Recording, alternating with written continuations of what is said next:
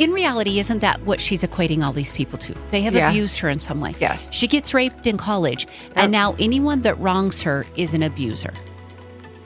In our third installment of the summer book series, Alex and Julie discuss the dark novel by Frieda McFadden titled Dear Debbie, a psychological thriller about Debbie Mullins, a suburban mother and local advice columnist whose seemingly perfect life spirals out of control with vigilante justice.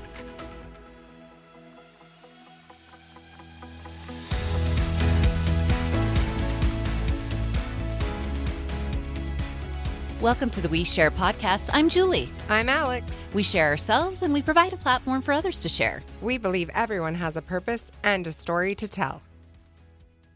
And we're back on the We Share podcast. I'm Julie. And I'm Alex. And it's the third installment of the 2026 Summer Book Club. Summer Book Club, Dear Debbie. XOXO. Yeah. Frieda McFadden. Yeah. So fun.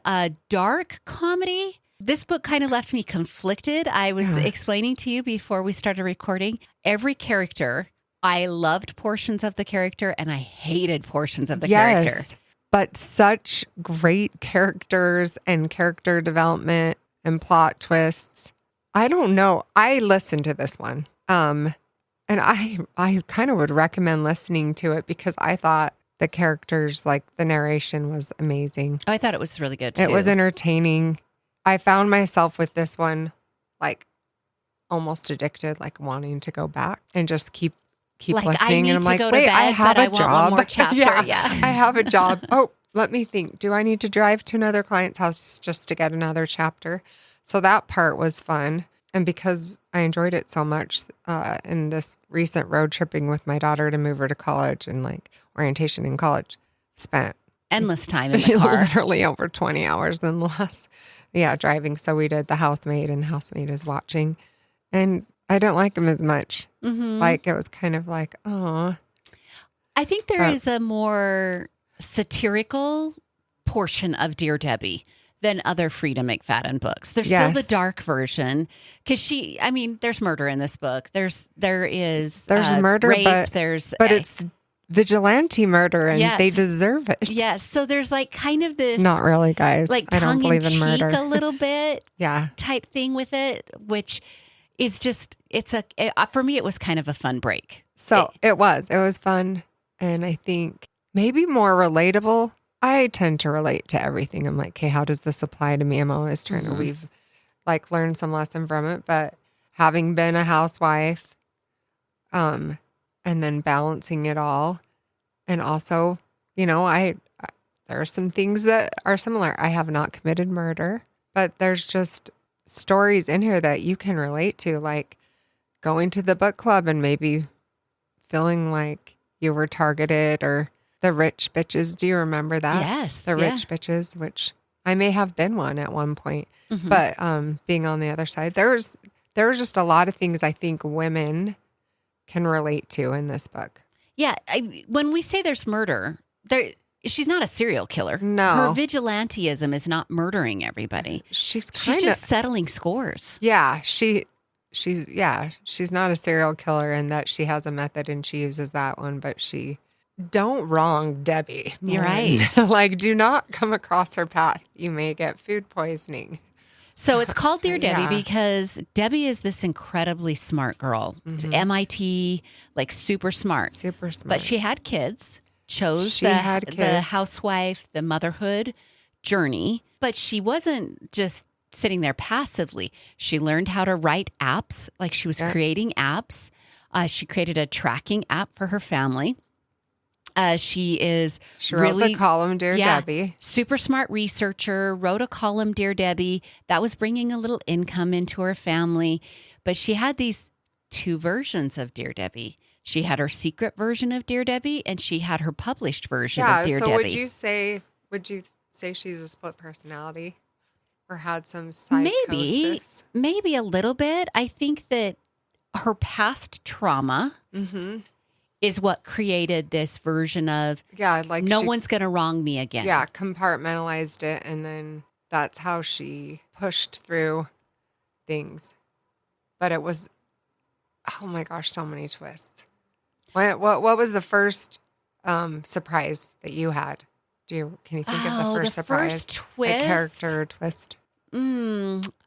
Well, the first twist, I think we can give this away. It's not that big of a spoiler alert. There's other big spoilers in this that we obviously won't give away. Debbie loves her gardening. Yes. And she has this beautiful garden. And all of a sudden she's researching and going to the hardware store and buying these packs of, I didn't quite understand what it was. Japanese beetles traps or something. And I didn't understand what she was doing. And I'm like, why is she going to buy those? I knew right when she said she was going, but she didn't need anything. Yeah. That is when, it took me a minute. She's going to sabotage that lady's roses. Joe's garden. She's going to make sure the things that Joe needs to protect her garden to trap the beetles are unavailable. Yeah. Because she's bought them all. Yeah. Okay, that must mean that I have a little bit more of a dark side. I didn't get it right at first. So that was the first twist that I went, what is she doing? If you're going to ruin her garden, there's a lot of easier ways. But this was the super sneaky, no one's going to catch me way. Right. And so that was probably the first and she twist dug and that buried stuff in her neighbor's lawn. Yeah. She was a little night hawker. Yeah, she never slept. She husband goes to sleep at night and I am going to go cut Settle the cable scores. box and at the neighbors and all. Yeah, settle scores. Yeah, the book club one, totally saw that twist coming. Yeah. I called that one as it was happening. I'm like, oh, she's going to get these women? Yeah, with her homemade sandwiches. Yes. So I didn't see that one coming. I don't feel like we can very openly talk about the big twist at the end.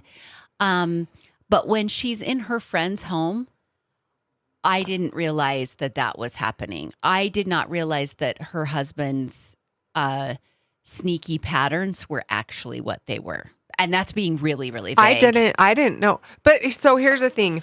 I did some research and it did say complete spoiler book club guide. So make sure everyone has finished this book before discussion. I want to cover some of it. So maybe let's say, hey, if you just tuned in and you haven't finished this book, finish this book and come back and listen because I want to talk about it. Because the spoiler alerts at the end are where you really get into the dark material of life. Yeah. When she's doing things to her daughter's coach to get him fired, I think as a mother we all went, well, he's a skis. He's a skis and he's like fat, chubby girls. No one wants to see those girls run up and down the court or on the soccer field. So yeah. In that sense, was it right what she did? No. She gets him all embroiled in a coach teenage girl controversy. Yes. That's not right. But I think we could all kind of, in our minds, a little bit justify it. You could be like, go Debbie. Yay. Oh, let's get him busted and fired. And when she makes her rich bitch friends sick at book club, I think we could all go like, well, they got what they deserved. I think we had those things. They downplayed her brilliance. Right. Because she didn't complete her degree. She didn't complete her degree because she was raped in college and didn't want to go back to school. So it's like how life happens to people. Everyone's going to react differently. Her form of protection was like, well, I'm not going to do school, but she was brilliant. And they judged her for that. They're like, oh, was this book too hard for you to read? Yeah, where she's probably got several IQ points on them. Oh. Yeah. Several 10s and 20s. Yeah. So those are parts of the book that get kind of dark, but you're like, I get it. I totally get it. But then she takes it super far. So here, these are big spoilers, right? Mm-hmm. So when she takes a stupid young boy and gets him drunk enough. That part was I was mad about that one. Yeah, that was tough for me because this kid goes and wrecks his car. He wrecks his car. She cut his brakes, correct? Mm-hmm. She cut his brakes, got him drunk so that he wouldn't be around her daughter. But this is a dumb young kid who is clearly doing things he shouldn't be doing. And he doesn't treat her daughter right. Can you name a boy that didn't treat one of your daughters right? Teenage boys. Welcome to teenage boys that and teenage probably girls. didn't treat other girls right all the time, but were you mistreated as a teenage girl? I had a guy do something really rude to me in front of a whole bunch of people, in front of all of his friends. I'm sure I have plenty of things that happened and some that I don't remember. So, probably by choice. I have a saying that there's something universal about teenage kids. Mm-hmm. All 17-year-old girls are crazy, and all 17-year-old boys are stupid. Our hormones are all over the place. And then we give them devices now. We didn't even have that we didn't. going on. And they have so much more to deal with now. But So I did not like that part. I did not me. like that one at all. I did like, okay, since we just followed, before we go dark again, let's go to a happy one. I loved her Dear Debbie column because she was able to work through her own personal issues. I think so many of them were just her writing and answering kind of a dark, funny twist. But when she got fired for her advice, that was sad. I felt bad for her because I kind of liked what she had to say. Right? Yeah. Right? And the book does leave you a little bit hanging on that because we don't know how far she was pushing the boundaries before the final boundary was shattered, right? Right. So maybe she was doing fine with her column and she wasn't, because she had her secret version of her column and her published version of her column. Her drafts folder. Yes. Is what she called it. So the drafts were hilarious. They were hilarious. They were really fun. Like I looked forward to it when you'd finish a chapter and then that was, I'm like, oh, we get a Dear Debbie. It was draft. like a little treat. So I felt like I couldn't really judge her about her losing her job. I couldn't be mad at her boss, but I couldn't be mad at her because we don't know how far she was pushing it. Like how was she morphing the drafts and actually publishing her column? But I did laugh But it at is those. ultimately his fault for not reading it before it was he wasn't published. doing his job. If you go back to like when Donald Trump did that show, what was it called?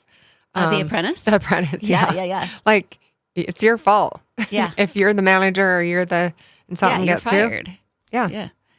Yeah. That was fun. That was the drafts were a really fun part of the book. It asked this question and I don't, Was Garrett's firing Debbie the final thing that pushed her to snap? No.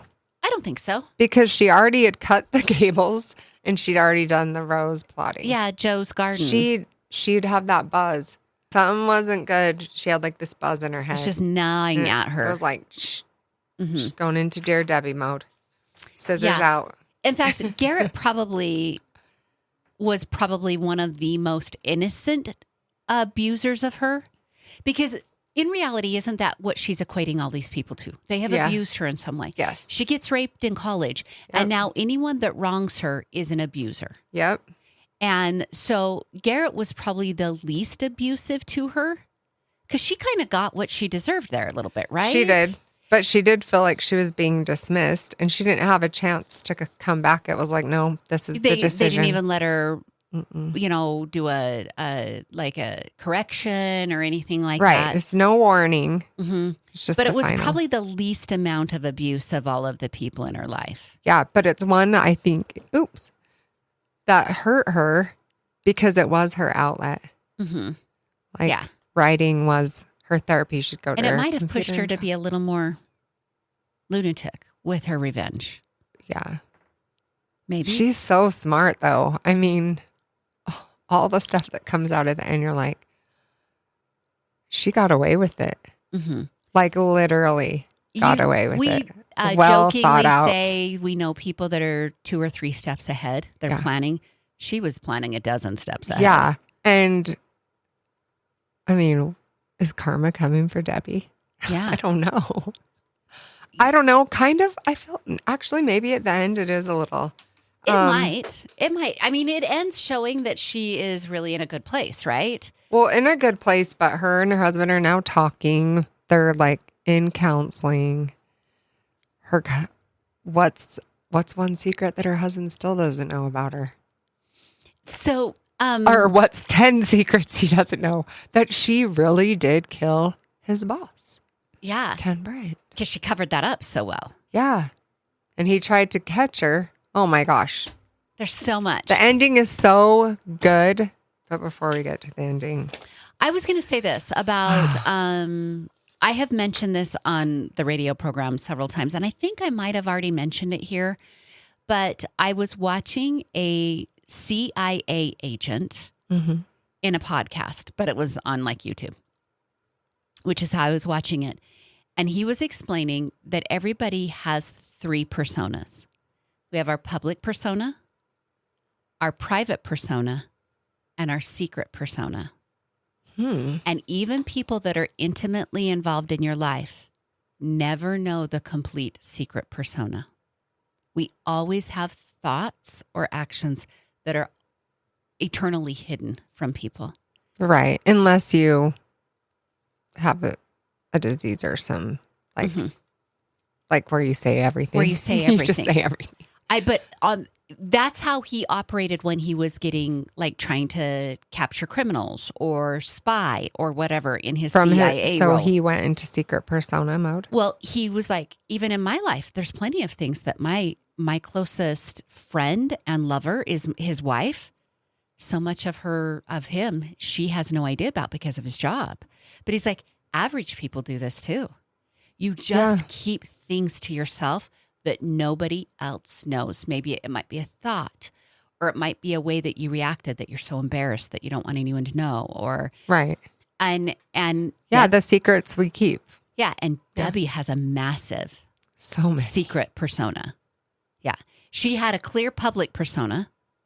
She was letting a little bit of her private persona into her 2 daughters and her husband Cooper. Yeah, and then there was this huge secret persona, and so. That part of the book made me reflect, going, what am I hiding from everybody? You know, what things do I have about me? I probably need to hide a little bit more, if I'm being honest.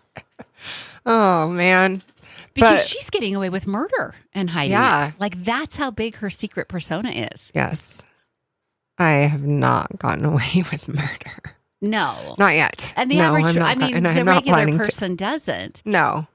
Thank goodness. But even like, look at Cooper's secret persona and what he was keeping from her. So here's another spoiler alert. Oh yeah. Well, Cooper, he's a alcoholic. You went from thinking you're cheating on your wife because Harley and there was flirting at the gym and you just assumed it was Cooper because his best friend Jesse that he worked with used his name as Cooper when he was having an affair. His persona.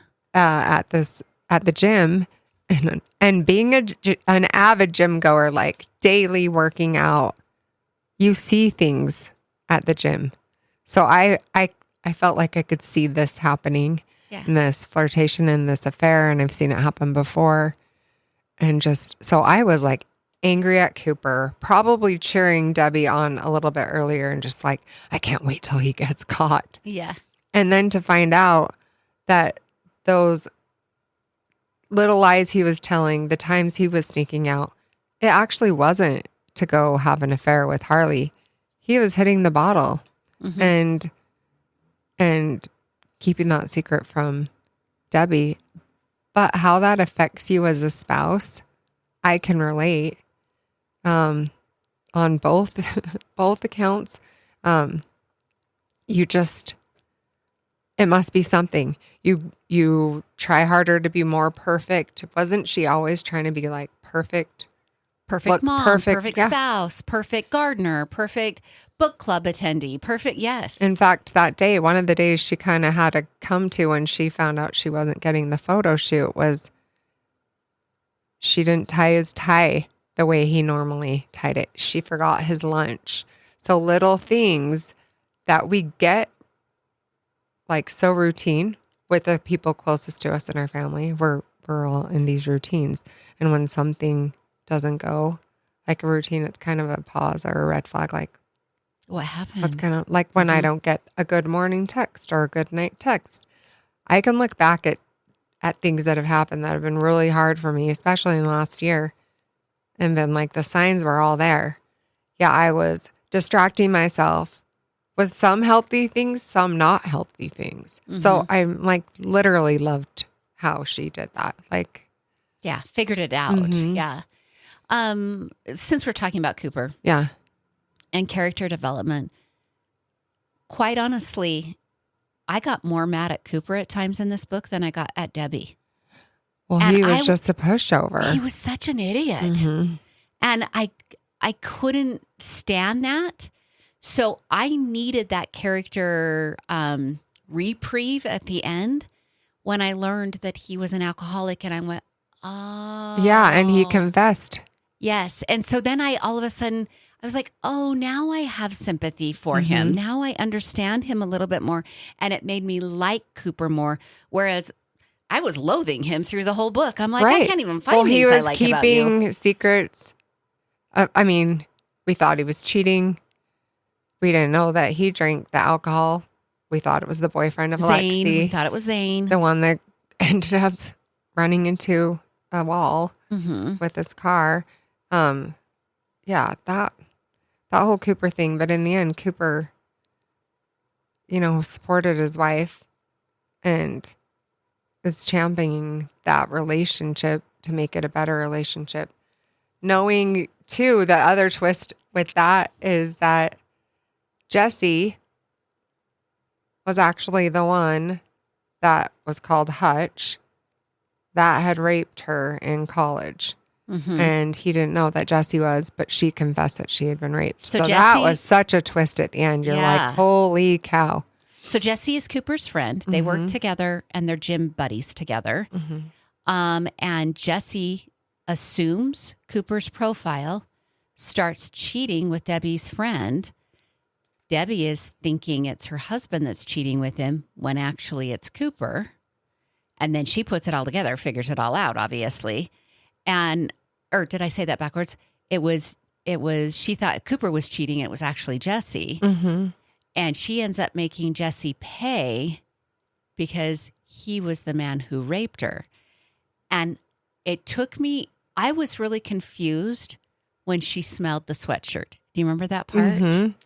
She smelled the sweatshirt. And I'm like, you know how your husband smells. Yeah. What is this confusion? What we realize is she's reflecting back on an incredibly traumatic experience in her life, which was a rape. Yep. And a smell from the rape is what gave it away to her. It wasn't the familiar smell of her husband. It was Hutch. The alarming smell of that moment she got raped. Yep.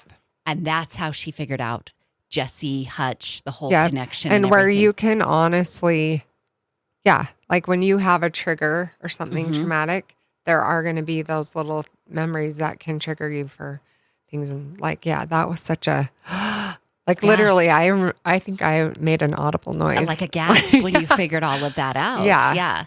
And now to speak to Frieda McFadden and the way she writes, those are the kind of details in a Frieda McFadden book that make it so fun. So because fun. She could have dumbed that way down. It didn't. That whole part of the sweatshirt didn't even need to be in there to tell this story, right? Well, and you didn't. Hutch and Jesse could have been two different characters. The fact that they were the same person. That Jesse is so wrapped up in himself that he didn't recognize her. Yeah, he was busy raping women all the time. Yeah, so because I tell you what, if I had been with someone, I think I'd remember them or their face. Yeah. But that's me. But obviously, for him to not recognize her and how she was so disposable to him. Yes. She was faceless. Yep. And that gives you that part of Debbie that all of a sudden you like, I kind of get her. I get why she was driven to this point. Super dismissed. Yep. So this is the love-hate that you have with all the characters in this book. Because you can hate the things that Debbie does, but you're also like, but I get it. And then, to take Hutch / Jesse to the final and like unravel them a little bit more before you found out the very ending. Did you feel guilty that he was in prison? Did you feel like, gosh, he's going down for murder and to life in prison, and all he did was cheat on his wife and he got set up in this crime? So the true crime version of me was like, no, that wasn't true justice. But there would be lots of people that would say, Well, he got his due justice because he had all these years after committing a crime where he got to live and be and also continue to rape women because it happened in college. He raped more than her. There was more than her. So I was like, well, at least he can't. Yeah, he's getting some form of punishment. It came later. It's karma. But then when you find out that one of his victims, he actually killed Misty Carden, and they, I think that was her name. I wrote it down. Yeah, Misty Carden. And someone in the prison knew that he was the one that killed him, and then they started kind of assaulting him at the end. And you're like, oh, so maybe you're in jail for the murder. It just took longer, and you got framed by Debbie in this crazy vigilante method. But I felt a little bit better about him being in prison after that. I mean, granted, this is crime. Julie doesn't want you in prison for a crime that you didn't commit. Correct. That's not our justice system. No. But if you're talking about vigilante justice, he got his comeuppance. He's finally got what he deserved, and he's behind bars because he did murder, he did rape, and that's where he belongs. Yeah. Not at the gym working out and flirting with Harley. And breaking up marriages. Yeah. And, Yeah, so many things in this book. I mean, honestly. Okay, let's talk about Harley for a second. Yeah. Because I've tried to find my love-hate in every character. I think I hated every part of Harley. I didn't like her. I liked anything with Harley. I didn't like her, and she was Frieda did a good job. She was jealous. She was calculating. She's a home wrecker. Yeah, she wanted the house. She wanted to be taken care of. She was literally going after targeting this man that had a good job. And I'm like, I think I didn't like her because I freaking have met her. There are women out there like her. So many women like her. I've also, let me get a little heated because I'm going to bring up something from, I married Wade in 2007. And somewhere between 2008, 2009, there was a lady in this community that confused me with another woman and trashed my name all over this town that I was having an affair with her husband. Trashed me. She turned you into a Harley. Contacted my husband saying, my husband and your wife, do you know where she is? Because he just drove off with her in our sports car to Sun Valley and they're having an affair. And my husband said, oh, really? Because I just got off the phone with her. She's in Provo at her parents, and I could hear her Greek father speaking in the background and all the kids making noise. That should have been her first evidence to back off. But no, she had this narrative and she spun. And she literally she made me going to the country club hard. I was not from here. So I worked at Meluka and then I was mom and I didn't know anyone. So I have worked so hard to overcome lies about me. That lady, her name eventually came out. The couple divorced. The other couple divorced. And you had nothing to do with people went on their way. Yeah. I was guilty of having brown hair. Yeah. Brown hair and seen in a car. Legitimately. Still, have I ever got an apology from that lady? No. Not one. She's been at several events I've been at because this has been almost 2 decades now. And looks through me. Yeah. Doesn't acknowledge me. Well, because in reality, this is a small community. It's a small community, and she impacted me, but I didn't let it define me. And I continued to push through. And so many people know the truth. I mean, this was a big, a well-known family in the community. So actually 2. And yeah, if anything, I'm proud of myself for being resilient. And I'm so thankful. I was at my home in Provo, and Wade called. I mean, the fact that he called meant for 1 second, he just was checking in, right? Mm-hmm. Maybe she did give him a shred of evidence, like, or not, that's not the thing. She gave him pause for him to check. And I mean, in all fairness, he was working up in the oil fields. We were pretty disconnected. I was running the household and the kids everywhere, and he was coming back and forth. And so would it have been easy? Yeah. I could have done that, but I didn't do that. I was literally being with my kids and to the tune of, I've stuck by my kids, raised my kids. I'm like 1 week into empty nesting and trying to figure out what that looks like because my commitment was to my kids and I did not choose the easy way. The husband with the good job to then come in and pick up the pieces after my divorce. Mm-hmm. Yeah. Mm-hmm. Oh, I maybe chose the hard way, but to me, if you bring it full circle for growth, like why we're here to complete like what we need to learn and grow and do. And for some reason, I got a few things that I probably am thankful for in the long term, but that were really hard to go through. Right. So be careful. Like it does matter. I mean, my takeaway on this would be, it does matter what you say about people, and don't say it if you don't know it's true. Mm-hmm. And have I done that before? Yeah, I'm sure I've said something I shouldn't have said. So just do better when you know you can. And it's never too late to apologize. If you by chance are listening, I would probably accept it. Yeah. It's just never too late to apologize. It's never too late. Yeah. Now to bring it back around, which is why I don't like Harley. I don't even know if Harley would have ever felt bad for anything. No. I don't think she's a feel bad person. Well, she's dead. Yeah. But now she's dead. But I don't think she's that type of person, right? She's not a feel bad person. She just doesn't.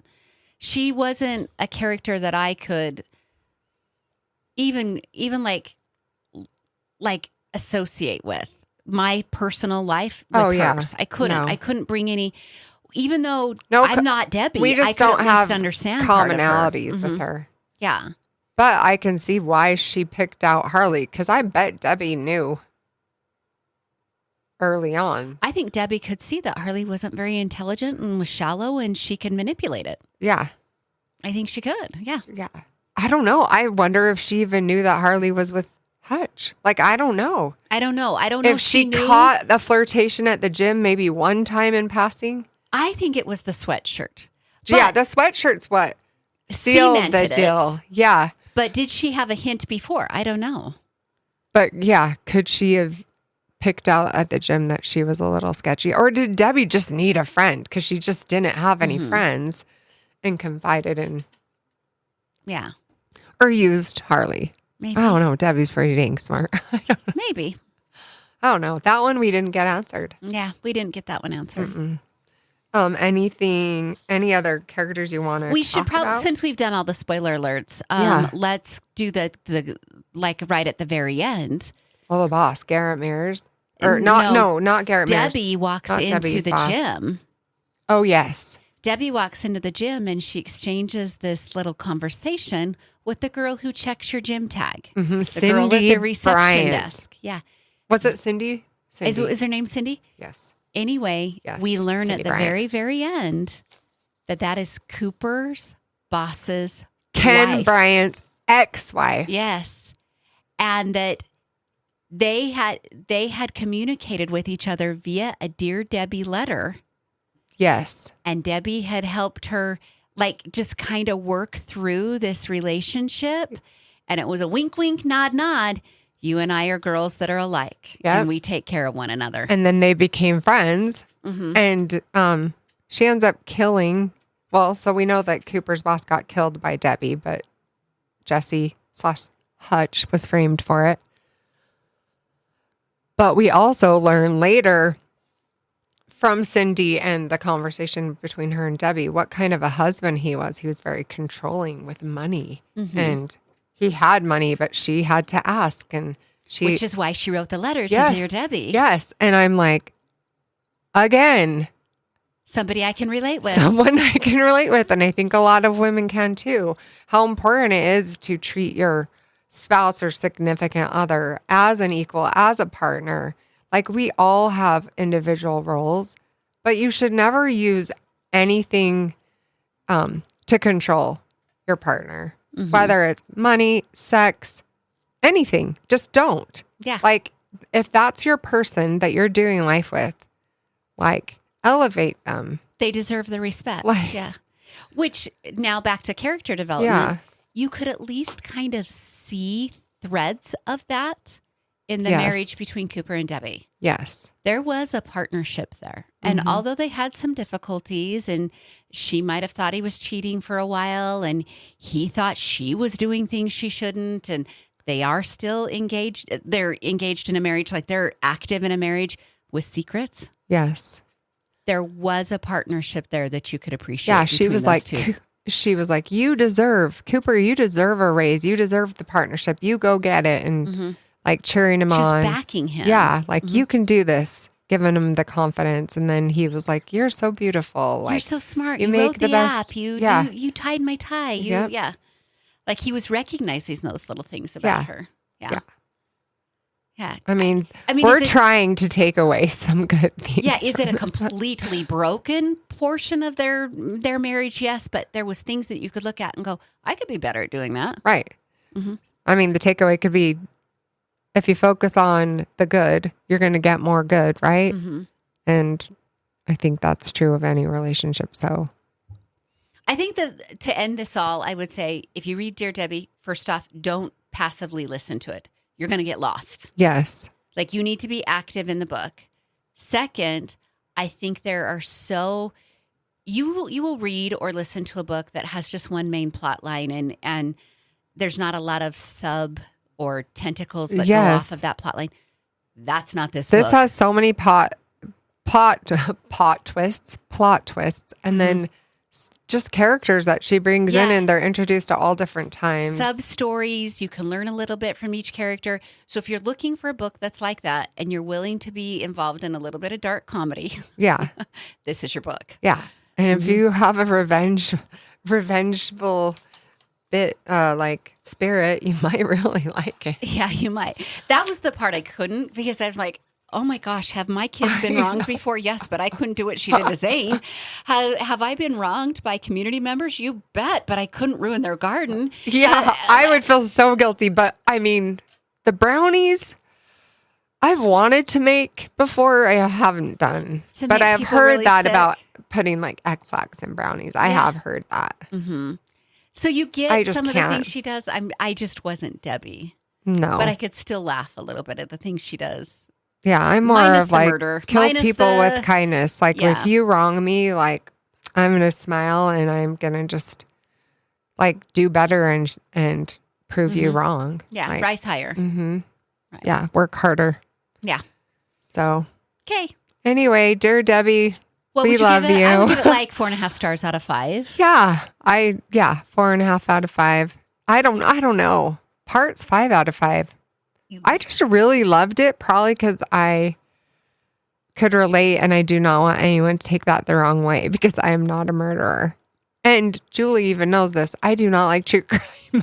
She does it. I don't like it. I'm a hopeless romantic. Do you know what's so funny is we each brought books to the table for this, and you chose this one, and then you read it before me, and you told me how much you liked it. And as I'm reading this book, I'm like, Alex liked this book? Like, there was at the beginning, I'm like, I am really shocked Alex liked this book. But as I completed the book, I was like, oh, I get why Alex, like, it all came together. Well, and I think I suggested it because of your background in true crime. I'm like, oh, this one, like, it looks, might the cover, both of our itches. Yeah. And so the writer and me loved the Dear Debbie part. And I just, the plot twist, character development, we're spot on. So Frieda McFadden, if you're ever in Idaho Falls, come see us at We Share. Yeah. Let's go fly fishing or like, let us just go to lunch, and I want to pick your brain because you're pretty brilliant with your writing. She really is. All right. right. Okay, thanks, All right. guys. Bye. Thanks for joining us today on the We Share podcast. If you've loved what you've heard, please give us a 5-star rating, tell your friends, and share this show. You can also follow us for recipes, lifestyle and fashion tips, book reviews, and more on WeSharePodcast.com.